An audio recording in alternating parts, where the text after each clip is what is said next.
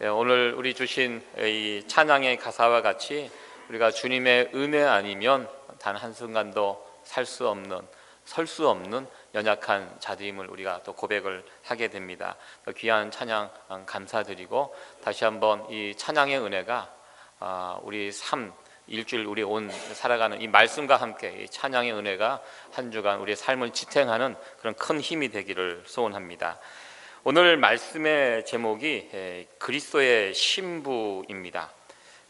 그리스도의 신부, 오늘 교회에 관해서 함께 생각을 해보려고 합니다. 하나님은 이 교회에 관해서, 또 우리 주님께서는 교회에 관해서 설명할 때 결혼식 그림을 많이 사용하셨습니다. 그래서 오늘 제목이 신랑 신부에 관한, 벌써 이 사진이 이렇게 나왔는데요. 저를 보세요. 여기 집중하지 마시고. 네. 성경에서 가장 기쁜 날 하면 이 잔치, 기쁜 잔치는 혼인 잔치입니다. 그렇죠. 혼인 잔치, 결혼식, 그 기쁨이 가장 큽니다. 우리의 인생에 있어서도 가장 의미 있는 날, 기쁜 날은 결혼식이 아닌가 이렇게 생각을 해봅니다. 저도 1995년 10월에 결혼을 했는데요. 꽤 시간이 많이 흘렀습니다. 지금 생각해보면 너무 서투르게 결혼식을 했던 것 같습니다. 28에 제가 결혼을 했는데요. 29이 되면 또 9수에 걸린다고 또 저희 할머님이 또 이상한 말씀을 주셔갖고 하기야 뭐 저는 빨리 결혼하는 게 좋으니까 28에 이렇게 결혼을 했는데요. 지금 생각해보면 참 많은 실수를 했던, 결혼식 당일날에도 참 많은 실수를 했던 그런 기억이 납니다. 제대로 서지도 못하고 또 어디에서 분명히 예행 연습을 했는데 결혼식 당일날 막 틀리기도 하고 막 그랬던, 그래서 지금 다시 한번 하면 정말 잘할 수 있다 그런 생각이, 또 여유 있게 잘할 수 있을 것 같은데 또 그럴 수는 없고 좀 또 아쉬움이 남기도 합니다. 결혼식 하면 저 개인적으로 저희 결혼식은 기억에 남는 것이 참 배가 고팠다는 거.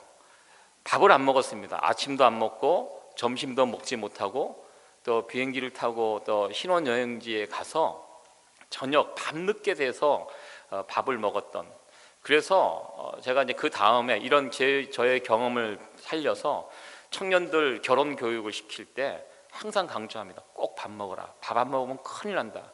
그날 얼마나 긴장되고 피곤하고 힘든 날인데 아침 먹고 점심도 누가 또 챙겨주는 사람이 있어서 꼭 힘들더라도 짬내서 밥을 꼭 먹고 결혼식을 하라고 제가 신신당부를 했던 그런 기억이 있습니다. 그 결혼식 첫날 결혼식을 다 마치고 저는 제주도로 이제 신혼여행을 갔습니다. 제주도 그 호텔에 정말 폼나게 그 관광버스에서 내려서 짐을 들고 딱 내려오는데, 근데 친구들이 정성스럽게 과일 바구니를 만들어서 그 안에 뭐 각종 많은 물건들을 가득 넣어줬습니다. 그것을 들고 폼나게 호텔에 내리는데 그 과일 바구니를 그냥 떨어뜨려 버렸습니다. 제가 그래서 바닥에 이것이 쫙 깔려버리고, 그래갖고 막 벨보이가 달려와서 그걸 같이 막 줍고, 제 아내는 옆에서 막 화가 나서 막 뭐라고 막 그러고, 그래서 그 물건을 주워 담으면서 이렇게 시작되는 결혼 생활이 앞으로 심상치 않을 것 같은 그런 불길한 예감을 가졌던, 그랬던 그것이 제 결혼식에 이제 기억이 남는 그런 장면들입니다. 아마 여러분들도 나름대로 결혼식에 대한 소중한 기억들을 가지고 있을 것입니다. 이 결혼식에 있어서 가장 중요한 사람은 신랑보다 신부입니다. 신부가 준비가 끝나야지만 결혼식이 시작이 될 수 있습니다. 보통 결혼식을 이렇게 시작할 때 보면 시간이 있습니다. 근데 제 시간에 시작이 되는 결혼식은 거의 못 봤습니다. 저도 많은 교회에서 결혼식을 이렇게 치르다 보니까요, 결혼식이 언제 시작되느냐, 신부가 준비가 끝났을 때 결혼식이 시작이 되는 것을 보게 됩니다. 신랑 대기실은 없습니다. 신부 대기실이 있죠. 신부 방이 있습니다. 거기에서 막 화장을 곱게 하고 꽃단장을 하고, 그리고 이 결혼식 들어가기 위해서 이것저것 다 준비를 하고, 그것이 맞춰지면 그때서야 이제 결혼식이 이제 시작이 됩니다. 이 결혼식 시작할 때 뭐 신랑 친구들 들어올 때 보면 누가 신랑인지 신랑 친구인지 잘 구별하기가 쉽지 않습니다. 그렇게 들어오고 주례자 앞에 신랑이 서게 되고 아, 저 사람이 신랑이구나. 그러나 신부가 들어올 때는 저 사람이 신부인지를 다 압니다. 모든 하객들이 자리에서 일어나서 이 피아노 반주에 맞춰서 음악에 맞춰서 박수를 치고 이렇게 그 신부를 맞이하게 됩니다. 그 결혼식의 꽃이 신부이기 때문입니다. 그래서 신부 아버지가 손을 잡고 들어와서 신랑에게 넘겨주는 그런 그 감동적인 그런 장면, 그것이 이 결혼식의 꽃이 될 수 있습니다. 이 세상 모든 신부는 아름답다라는 말이 있습니다. 이제 그 사진을 보여주시기 바랍니다. 네, 여기 보면 얼마 전에 결혼했던 송중기, 송혜교, 만인의 연인들 이 결혼식 사진인데요. 이 두 사람이 결혼할 때 신문 기자들을 못 오게 했다고 합니다. 그런데 이 사진이 어떻게 찍혔냐면 중국 기자가 드론을 띄워갖고 공중에서 이렇게 몰래 찍은 사진이 그날 신문 기사에 났습니다. 참 예쁘죠. 저는 개인적으로 송중기 군을 참 좋아했습니다. 처음 나올 때부터 제가 알아보고 이 친구는 앞으로 크게 될 것이다 제가 이야기를 했던 결국 또 이 송혜교 양과 이게 결혼을 해서 많은 사람들의 축복 속에서 또 부러움 속에서 이제 결혼 생활을 시작을 했는데요. 그렇습니다. 많은 사람들이 결혼하면 이 부분에 대해서 참 많은 관심이 있는 것 같습니다. 참 아름답습니다, 신부는. 그러나 이와 같이 유명한 사람들의 결혼식도 물론 아름답지만 일반적인 평범한 사람들의 그 결혼식에 만나는 신부들 또한 아름다운 것을 우리는 보게 됩니다. 결혼식 날 신랑을 위해서 잘 단장된 신부의 모습은 그 신부가 어리던 나이가 많던 젊던 상관없이 모든 신부들은 아름다운 것을 보게 됩니다. 아마 이 자리에 참여하신 분들 대부분도 다 그 결혼식에 그 소중한 추억이 있었을 것이라고 생각해 봅니다. 남자분들 잘 생각해 보시기 바랍니다. 그때 그 결혼식장에 서 있던 아내의 모습, 신부의 모습 얼마나 예뻤습니까? 그렇죠? 예, 대답을 잘 해주시기 바랍니다. 네, 이 세상의 모든 신부들은 다 아름답습니다. 사도 바울은 이 교회를 가리켜 그리스도의 신부라고 고린도후서 11장 2절에 이렇게 말씀하였습니다. 교회는 신랑 되시는 그리스도 신부가 되기 때문에 교회가 크건 작던 이 신부가 되는 이 교회는 신부가 되기 때문에 교회는 아름답고 복됩니다. 교회가 크고 유명한 교회건 작고 그렇게 유명하지 않는 교회라고 할지라도 상관없이 이 세상에 있는 모든 교회는 신랑 되신 예수님을 위해서 잘 단장된, 그리고 단장되어야 할 그런 교회였기 때문에 교회는 충분히 아름답고 영광스럽습니다. 여러분 이 사실에 동의하십니까? 예전에 어느 성도님과 이 교회에 관해서 이야기를 나누면서 귀한 간증을 들을 수 있었습니다. 과거에 이분이 젊었을 때는 하나님은 믿었지만 교회 생활을 하지 않았다고 합니다. 그때 한참 한국의 무교회주의라는 그런 신학 사상이 있었습니다. 뭐 함석헌, 김교신 이런 분들이 하나님을 우리 몸이 성전이기 때문에 굳이 교회에 모여서 사람들끼리 그런 조직을 갖춘 교회에서 신앙생활 하지 않고 개인적으로 하나님을 믿고 개인적으로 성경을 읽어도 충분히 우리가 신앙생활을 할 수 있다. 여기에 이분이 심취해서 교회는 다니지 않고 하나님을 이렇게 섬기고 그랬던 분인데요. 이분이 연세가 드시고 특별히 이제 육신이 연약해지면서 그분이 청력을 잃었습니다. 소리가 들리지 않습니다. 그러면서 이분이 교회에 출석하기 시작하셨습니다. 그러면서 저에게 그런 말씀을 해 주셨습니다.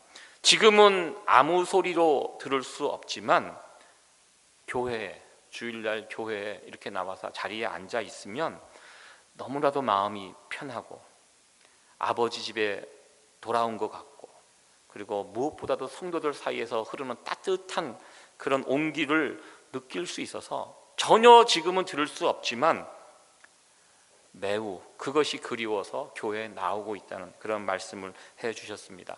오늘 우리가 불렀던 이 찬양의 가사가 있습니다. 247장 그 4절 말씀을 보면 참 귀한 찬양의 가사가 있습니다.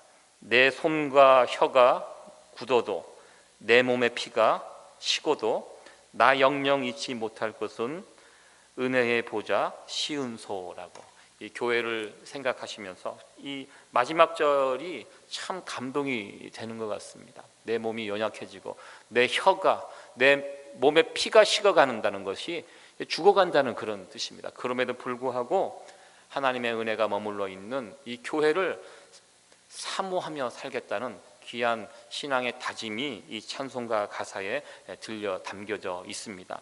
제가 만났던 그 어르신이 그와 같았습니다. 몸은 약해지고 귀는 들리지 않고, 여러분들 소리를 들을 수 없다는 거 굉장히 앞을 보지 못하는 것만큼 고통스러운 일입니다.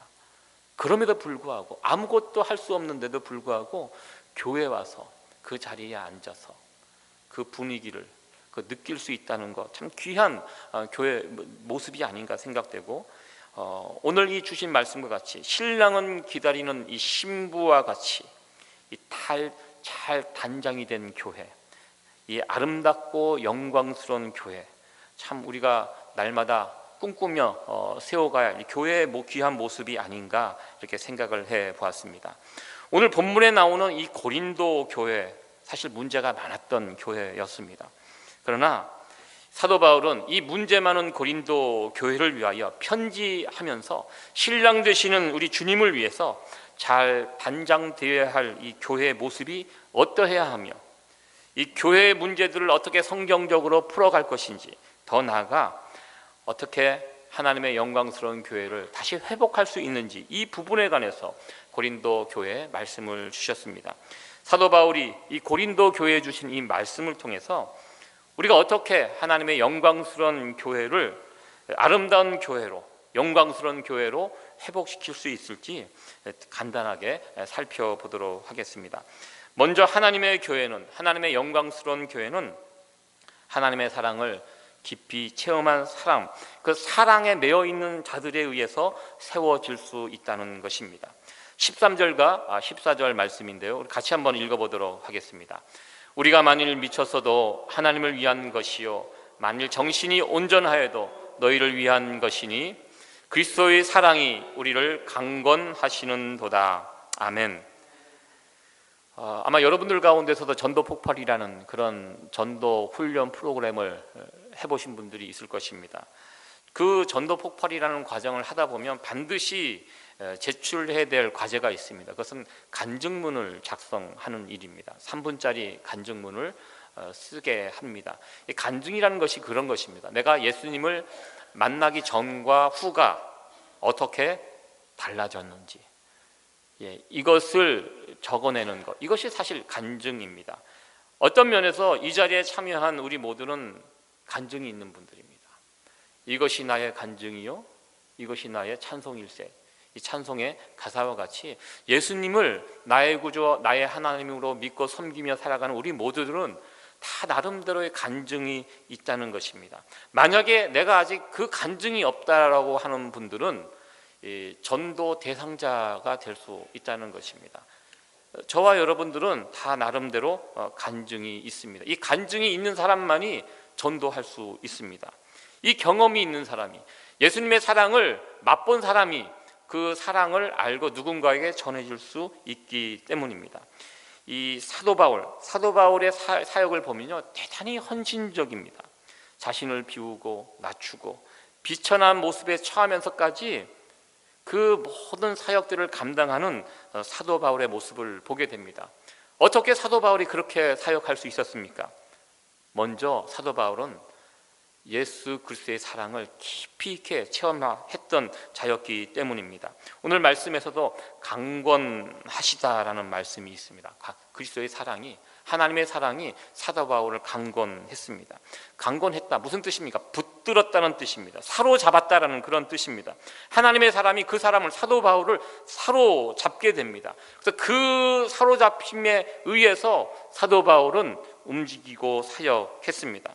세상 사람들 눈에 보면 제정신이 아닌 사람처럼, 세상 사람들은 사도 바울을 이해하지 못했습니다. 어떻게 저럴 수가 있는가?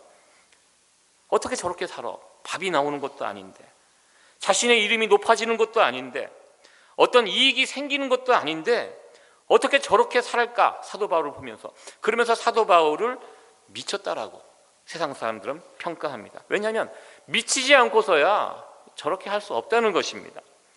여러분들, 무엇인가에 빠져 있는 사람들을 한번 보시기 바랍니다. 중독된 사람들, 그 빠져 있으면 그 빠져 있는 그것에 사로잡히게 됩니다. 그래서 자기 뜻과는 상관없이 그 힘에 의해서 움직여가는 것을 보게 됩니다. 요즘 청소년들 게임 때문에 큰 문제가 되고 있는 것을 보게 됩니다. 아마 여러분들도 자녀를 이렇게 키우면서 그런 과정들을 어느 정도 거쳤을 것이라고 생각이 되는데요. 저도 한국에서 중고등부 사역할, 고등부 학생들을 사역할 때 그때 막 이제 게임 문화가 막 일어날 때였습니다. 그때 막 이제 개인 컴퓨터가 보급이 되고 집에서 게임을 하는 아이들, 중독된 아이들 문제가 이제 심각해지기 시작할 때였는데요. 아이들이 게임에 빠지면 정신을 못 차립니다. 한번 빠지면 잠자는 거, 먹는 거, 그것도 별로 중요하게 생각하지 않고 거기에 온통 사로잡히게 됩니다. 아이들이 빨리 방학이 됐으면 좋겠대요. 이유가 무엇이냐면 방학하면 학교도 안 가고 그 게임방에 가서 게임을 할 수 있기 때문에. 그래서 어떻게 게임을 하냐고 보니까 먹는 시간도 아까우니까요, 그 컴퓨터 옆에 컵라면을 이렇게 사놓고 그거 물 부어가면서 먹으면서 게임을 그렇게 하는 아이들, 그거는 중독되는 상황입니다. 그렇게 아이들이 게임의 영에 사로잡히니까 그렇게 움직이는 것을 보게 됩니다. 가끔 이민사회에서도 이 도박 때문에 힘들어하는 가정들을 만나게 됩니다. 저희 교회는 작기 때문에 아직 그런 분이 없는 것으로 제가 알고 있는데요. 교회가 크다 보면 뭐 이런저런 그런 분들을 만나게 됩니다. 이 도박에 한번 빠지면요, 정상적으로 이야기하고 교제할 때는 이분이 그런 분인지 모릅니다. 그러나 한번 이 도박의 영에 사로잡히게 되면 자기 마음, 자기 몸을 자기 뜻대로 하지 못하는 것을 보게 됩니다. 언젠가 이 도박에 빠진 분하고 이야기를 하는데 진심으로 그러는 이야기를 하더라고요. 이게 나쁜 걸 안 돼요. 하지 말아야 될 것을 안 돼요. 그러나 한 주간 일하고 주급을 받고 주머니에 돈이 들어오면 달라진대요. 어느새 도박장을 향하여 운전하고 가고 있는 자기 자신을 발견한대요. 울면서 간대요. 돌려서 오면 되는데 그걸 못 한대요. 도박의 영에 사로잡히면 자기 몸을 자기 뜻대로 못 한다는 것입니다. 이 무엇인가에 빠진 것, 이 사도 바울을 가리켜 사람들이 미쳤다고 하는데요, 예수님의 영에 사로잡히니까요, 세상에서 가장 좋은 중독이 예수님께 중독되는 것이라고 저는 믿습니다. 사도 바울이 예수님의 영에 사로잡히니까 되니까요, 물불 가리지 않고 주님을 위해서, 주님의 몸된 교회를 위해서 살아갔던 사도 바울의 모습을 보게 됩니다. 사도 바울 왜 그렇게 할 수 있었습니까? 예수 그리스도의 강권적인 사랑에 사로잡혀 있었기 때문에 그는 그 사랑에 의해서 누가 뭐라고 해도, 어떠한 이익이 없어도, 자신이 높아지는 자리가 아님에도 불구하고 그 일들을 감당했던 사도 바울의 모습을 보게 됩니다. 이 사도 바울의 모습을 보면서 우리의 모습을 한번 점검해 봤으면 좋겠습니다. 우리가 우리의 교회를 섬기고 있는 그 동기, 그 힘의 원천이 무엇일까 한번 생각해 보시기 바랍니다. 주일 한 번 예배 드리는 것도 어떤 분에게는 힘들 수 있습니다. 그러나 많은 분들이요, 주일 예배 드리고 또 주중에 있는 예배, 교회에 있는 모든 예배에 참석하시고, 예배에 참석할 뿐만 아니라 틈만 나면 시간을 드리고 몸을 드리고 교회를 위해서 헌신하는 그 이유가 무엇입니까? 그 이유는 우리들이 하나님의 사랑에 매여 있기 때문입니다. 그렇지 않고는요 그렇게 할 수 없다는 것입니다. 하나님의 사랑을 모르고서 교회에 이런저런 봉사를 하고 예배에 참석하고, 그거는 한두 번은 할 수 있지만 지속적으로 하기는 어렵다는 것입니다. 비극 중에 비극이 무엇입니까? 하나님의 사랑을 제대로 알지 못하는 상황에서 하나님께 나와 예배드리고 전도하고 교회에 이런저런 봉사를 하는 것, 그것이 가장 비극 중에 비극이라고 생각을 해봅니다. 거기에는요 그 어떤 기쁨도 생명도 능력도 나타날 수 없기 때문입니다. 우리가 이렇게 교회를 섬길 때, 신앙생활을 할 때 가장 먼저 붙들어야 될 것이 바로 이것이라고 생각합니다. 하나님을 향한 사랑입니다. 하나님을 사랑하는 자가 하나님의 교회를 섬길 수 있기 때문입니다. 이 하나님의 교회는 하나님의 사랑에 매여 있는 자들, 그 자들의 열정적인 섬김과 희생과 사랑에 의해서 든든히 세워져 갈 수 있습니다. 하나님을 사랑하기 때문에 지금 우리가 이 자리에 있는 것이고 우리가 주님의 일을 할 수 있는 것입니다. 세이비어 교회를 섬기는 모든 성도들이 이 하나님을 향한 사랑이 날마다 더 깊어지고 온전해지고 충만해져 갈 수 있기를 간절히 소원합니다. 이 두 번째로 이 본문을 통해서 우리에게 말씀하시는 것은 아름다운 교회, 영광스러운 교회는 그 안에 화목하는 모습이 나타나는 교회라는 것입니다. 세상이 보여줄 수 없는 그 평화, 화목을 보여줄 수 있을 때 그 교회는 하나님 앞에 영광스러운 교회, 아름다운 교회가 될 수 있습니다. 이 화목의 모습이 두 가지로 나타나게 됩니다. 하나님과의 관계에서 화목이고요, 두 번째 사람과 사람들 사이에서 이루어지는 화목입니다. 우리가 잘 알고 있는 말씀, 이 고린도후서 5장 17절 말씀, 우리가 늘 외우는 그런 말씀입니다. 우리를 가리켜 새로운 피조물이라고 이렇게 이야기합니다. 예수 그리스도의 사역을 통해서 우리가 새로운 사람이 되었습니다. 재창조되었습니다. 새로운 피조물이 되었는데요, 그 새로운 피조물로서 우리가 하는 일이 무엇입니까? 그것이 18절에 나와 있습니다. 화목해 하는 일을, 그 일을 위해서 예수 그리스도가 피 흘려 죽기까지 그 사역을 하셨고, 그리고 우리를 새로운 피조물로 만들어 주셨다는 것입니다. 화목해 하는 일, 이것이 우리가 감당해야 할 일이라는 것입니다. 구약의 제사장, 바로 이 일들을 감당하는 자들이었습니다. 구약의 제사장이 어떤 일을 합니까? 하나님과 사람들 사이에 서서 중재자 역할을 합니다. 다리를 놓는 역할을 합니다. 화목해 하는 일을 합니다. 죄로 가려졌던 하나님과 인간 사이에 제사장이 그 가운데서 죄 지은 인간이 가져온 재물을 가지고 하나님과 화해를 시도합니다. 그래서 이 문제가 해결되고 다시 하나님과 죄인이 화목해 되는 그 역할을 가운데 중재자였던 제사장이 그 일들을 감당하게 됩니다. 또한 제사장은 하나님과 사람뿐만 아니라 사람과 사람 사이에서도 이 화목의 일들을 감당했던 것을 우리는 보게 됩니다.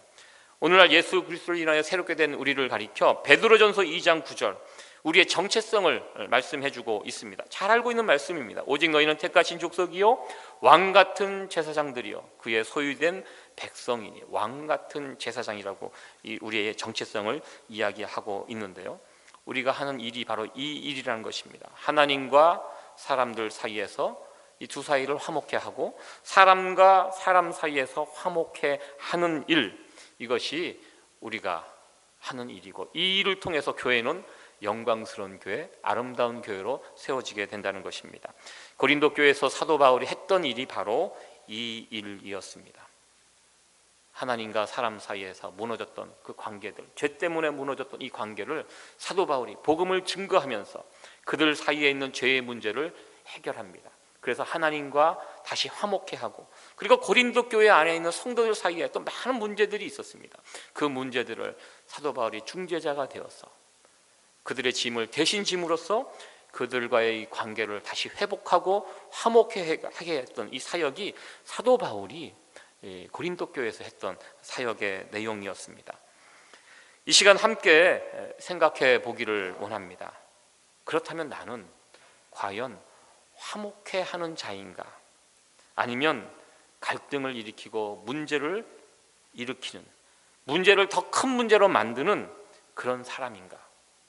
나는 내 가정에서, 내 교회에서, 내 직장에서, 내 일터에서 나는 무엇인가를 화목해 하는 자인가, 아니면 문제를 일으키고 힘들게 하는 사람인가 한번 생각해 보시기 바랍니다. 피스메이커, 트러블 메이커. 사실 이거 본인 잘 모릅니다. 옆에서 알려주셔야 합니다. 그렇다고 당신 트러블 메이커라고 이렇게 이야기하시면 안 되고요. 조심스럽게. 이 소설가 황석영 씨 아마 아실 것입니다. 저도 개인적으로는 그분이 쓴 책은 거의 읽지 않았는데, 장길산이라는 그 유명한 그 소설이 있다고 합니다. 이 황석영 씨가 인터뷰 가운데 그런 인터뷰를 한 적이 있습니다. 자신은 자신의 의지와 상관없이 어디를 가든지 트러블 메이커였다고, 트러블이 일어난다고 이야기했습니다. 자기가 어디를 가든지.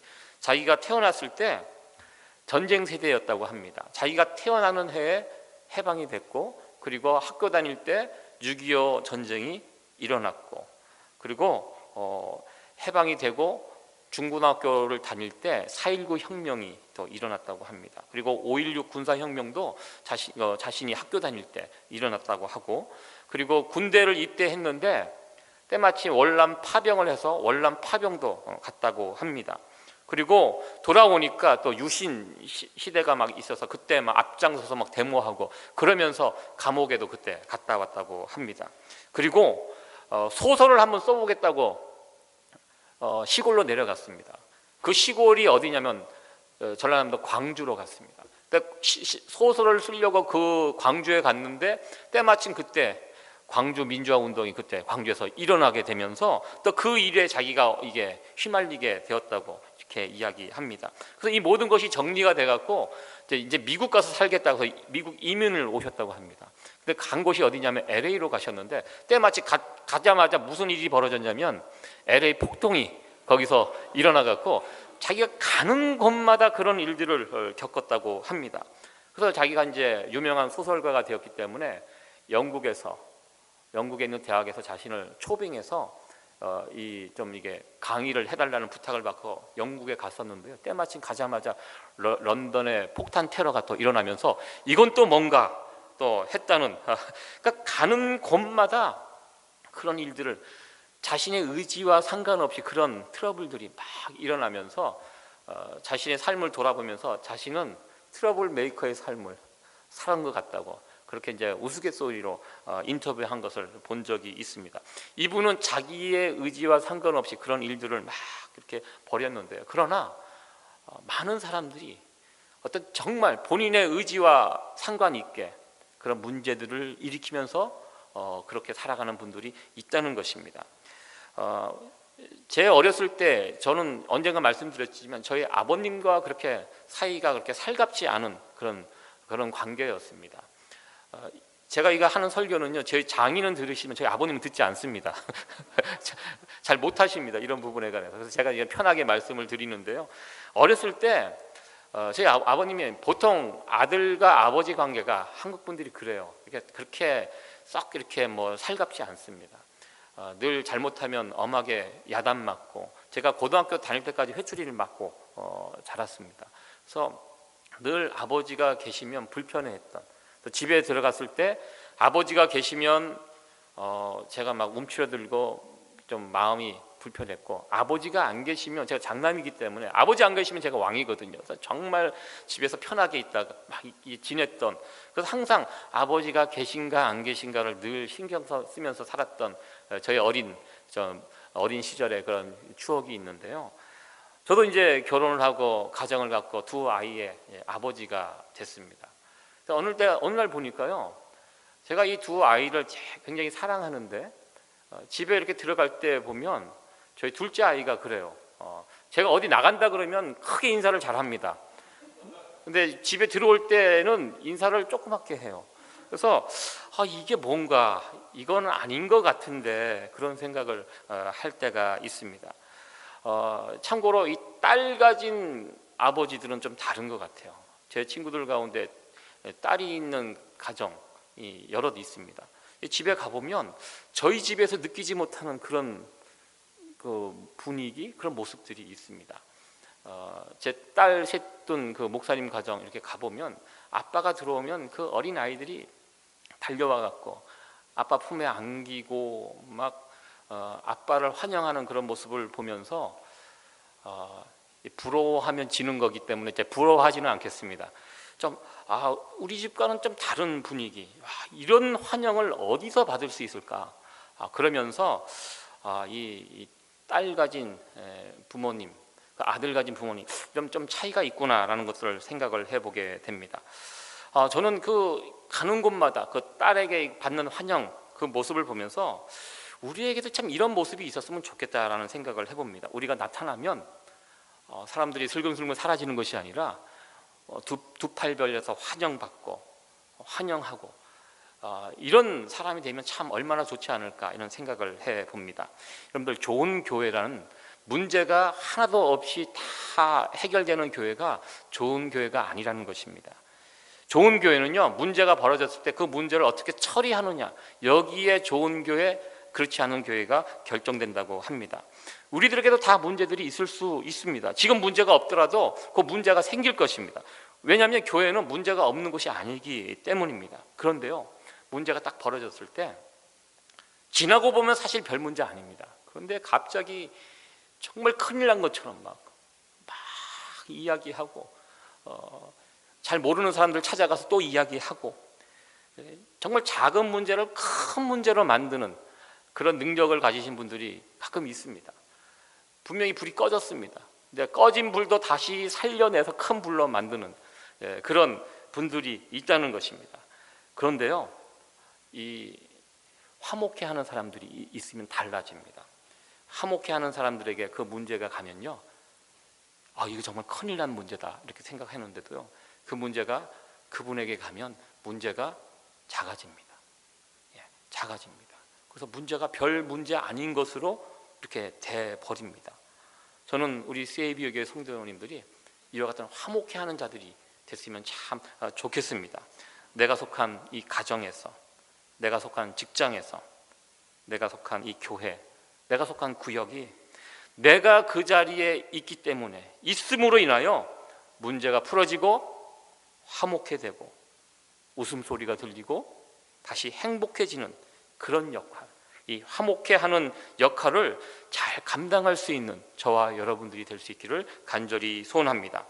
하나님과 사람들 사이에서 화목해하는 교회가 아름다운 교회고 하나님의 영광이 나타나는 교회입니다. 마지막으로 살펴볼 것은 이 화목해하는 일에 관해서 한번 생각을 해보려고 합니다. 여러분들, 화목해하는 일, 쉬운 일입니까? 어려운 일입니까? 항상 그래요. 좋은 것은 그냥 이루어지지 않는다는 것입니다. 이 평화하는 거, 화목해하는 거, 자동적으로 이것이 이루어지지 않는다는 것입니다.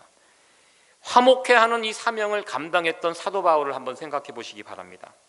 하나님과 그 사람들 사이를 화목하기 위해서, 사람들과 사람들 사이의 중간에서 중재자로 그 사람들을 화목하기 위해서 사도 바울은 많은 고난을 겪었던 것을 우리는 보게 됩니다. 지금 고린도 교회도 그런 같은 고린도 교회를 통해서 사도 바울이 고난을 당하고 있습니다. 지금 사도 바울은 이 고린도 교회에 겪고 있는 문제를 다시 원상태로 다시 회복시키기 위해서, 화목하게 하기 위해서 최선의 노력을 다하고 있지만 그 사람들에게 오해를 받고 멸시와 무시와 그리고 미움을 받고 있는 사도 바울의 모습을 보게 됩니다. 예수님께서도 우리를 하나님과 화목시키기 위해서 스스로 화목 제물이 되셨습니다. 자신의 몸을 내어주셨습니다. 여러분들, 공짜 점심은 없다는 말 잘 아실 것입니다. 우리가 미국에 살면서 날마다 배우는 진리가 이 공짜 점심은 없다는 것입니다. 제가 미국에 처음 2001년도에 와갖고, 미국이 얼마나 살기 좋은 나라입니까? 이런저런 많은 은혜와 혜택을 받고 그렇게 살았는데요. 미국은 이 편지가 많이 오잖아요. 한국은 이 우표 붙이고 이런 문화가 이제 아닙니다. 다 이메일로 주고받고 카톡으로 다 하지. 그래서 한국은 우체국이 이제 잘 안 되는 다른 용도로 좀 쓰고 있는데, 미국은 2000년도 초반에 왔을 때만 해도 모든 것들을 다 메일로, 우표를 붙이고 이런 것들로 일을 처리할 때였습니다. 참 집에 많은 우편물들이 이제 오게 되는데요. 한 번은 은행에서 편지가 왔습니다. 저에게. 그러면서 이 체크가 하나 날라왔습니다. 그렇게 큰 금액은 아니었어요. 그래서 당신이 뭐에 당첨이 됐다고, 이것을 주겠다고. 그래서 이게 사인해서 보내면 이거 바로 이제 쓸 수 있다고. 그래서 미국이 참 좋은 나라구나 해서 사인을 해갖고 그 돈, 뭐 큰 돈은 아니었지만 그렇게 썼습니다.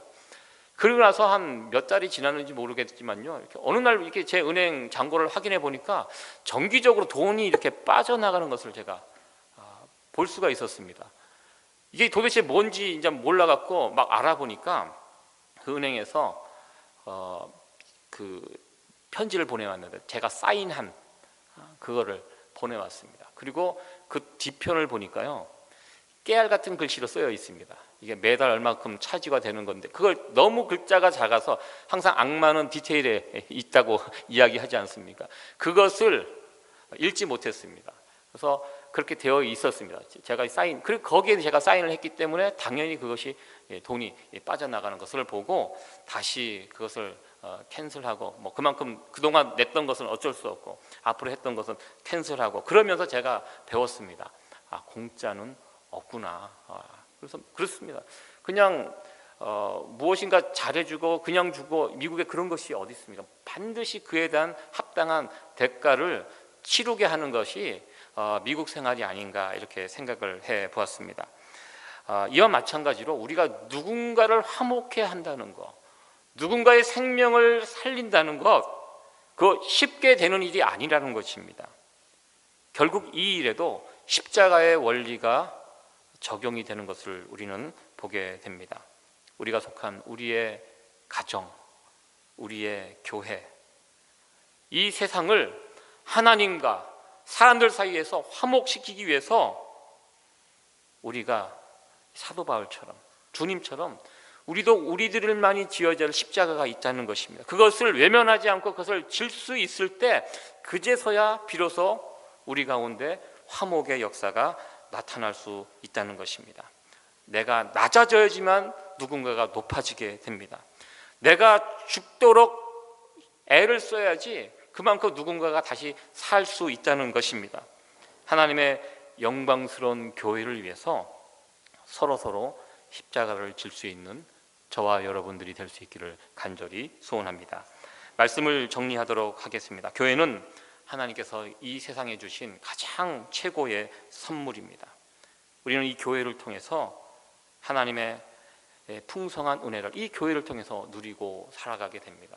저는 한국에서 신앙생활을 할 때는 잘 못 느꼈습니다. 그러나 이민자로 이 땅에 살면서 이민교회를 섬기면서 이 교회가 얼마나 귀한 것인지, 우리에게 이 교회가 없었더라면 얼마나 외로운 인생, 얼마나 힘든 삶을 이 땅에서 살 수 있을까. 그러면서 교회가 우리 가운데 있는 것에 감사하고, 또 우리 성도들에게도 정말 다행이다, 우리에게 이 교회가 있는 것이 참 다행이다, 그렇게 생각을 하고 살아가고 있습니다.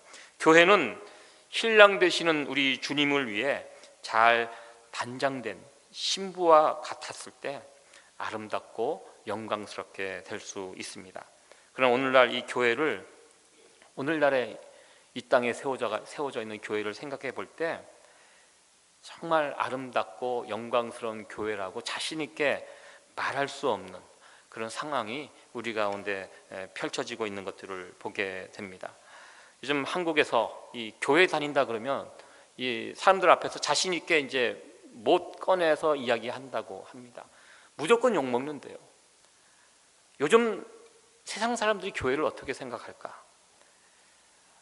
정말 신랑 되신 예수님을 위해서 잘 준비된 신부와 같이 그렇게 교회를 생각할까?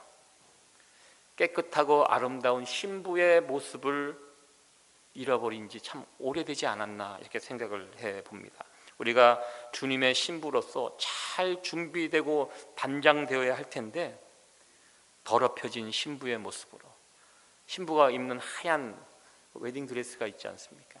여기저기 오물이, 얼룩이 묻어있는 그런 모습으로 그렇게 서 있는 그런 것은 아닌지 참 우리 오늘날 이 땅에 펼쳐져 가고 있는 교회 그 현실의 모습들을 보게 됩니다.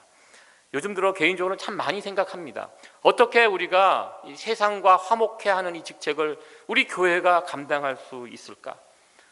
어떻게 이 예수님을, 이 좋은 예수님을 세상 사람들에게 증거해서 어떻게 저들과 하나님과 그리고 저들과 우리가 화목해 될 수 있을까? 참 쉽지 않은 그런 생각을 하면서 고민을 하게 됩니다. 우리는 하나님과 화목하는 자들임 동시에 세상 사람들과도 화목해야 될 자들임을 우리는 기억하시기 바랍니다. 이것이 우리의 사명이라는 것입니다.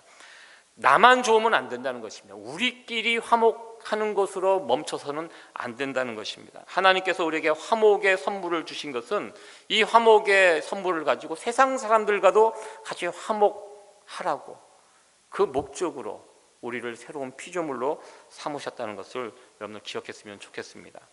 최근에 한국에서 이 세습 문제 때문에 큰 교회가 이런저런 이야기를 듣고 있습니다. 그 교회가 성도가 10만 명이라고 합니다. 이번 일을 통해서 이 10만 명, 그 교회에 있는 10만 명의 성도들은 서로 아마 화목을 이뤘을 것 같습니다. 굉장히 기뻐하고 잘 됐다 이렇게 생각하는 것 같은데요. 그러나 교회 안에 있는 10만 명이 문제가 아니라 교회 밖에 있는 10만, 100만 명이 교회를 떠나게 됐다는 것이 참 안타까운 사실임을 또 보게 됩니다. 실제적으로 작년도 1년 동안 저희 교단에서는 한 20만 명의 교인이 줄었고요. 지금 이 교회가 속해 있던 교단은 7에서 8만 명의 교인이 줄었다는 그런 안타까운 소식을 듣게 되었습니다. 우리끼리 행복하고 우리끼리 화목하고 이것이 아니라 이 교회 울타리 밖에 있는 사람들이 자꾸 화목이 깨어지고 있는 이런 모습들을 우리는 보게 됩니다. 어떻게 우리가 세상 사람들과 세상과 화목할 수 있을까? 그것은 다른 방법은 없습니다. 우리 사도 바울이 보여줬던 그 모습, 우리 주님께서 걸어가셨던 그 방법과 모습, 십자가의 길 외에는 이것을 다시 회복할 수 없음을 우리는 보게 됩니다. 예수님께서 걸어가셨던 그 길, 십자가의 길을 걸으며 서로 사랑과 섬김으로 우리가 교회가 특히 우리들이 낮아질 때 우리 교회는 다시 한번 잃어버린 영광을 회복하고 교회의 아름다움을 다시 회복할 수 있을 것이라고 저는 믿습니다. 교회는 참 좋은 곳입니다. 교회는 아름다운 것이고 하나님의 영광이 나타나는 것입니다. 우리 모두가 이 교회가 이 꿈을 잃어버리지 않았으면 좋겠습니다. 이 사실을 세상 사람들에게 잘 증거할 수 있는 우리 세이비어 교회가 되기를 원합니다. 교회는요, 우리들에게도 소망이 되지만 세상 사람들에게도 소망이 되기 때문입니다. 이 꿈을 이루어갈 수 있는 우리 세이비어 교회가 되기를 원합니다. 그래서 우리가 하나님 사랑하기 때문에 우리가 이 자리에 모였습니다. 오늘 주신 말씀과 같이 우리 교회 안에 하나님의 사랑에 매여서 살아가는 그 강권적으로 역사하시는 하나님의 사랑에 매여서 신앙생활하는 저와 여러분들의 모습이 우리 교회 가운데 나타났으면 좋겠습니다. 그리고 우리에게 맡겨주신 그 사명, 하나님과 화목하고 세상 사람들과 화목하는 것, 우리가 어떻게 세상 사람들과 화목할 수 있을까? 이것을 날마다 고민하고 기도하며 그 방법을 찾으며 그 일들을 통해서 하나님의 영광스러운 교회, 이 아름다운 교회를 세워나갈 수 있는 저와 여러분들이 될 수 있기를 간절히 소원합니다. 기도하시겠습니다.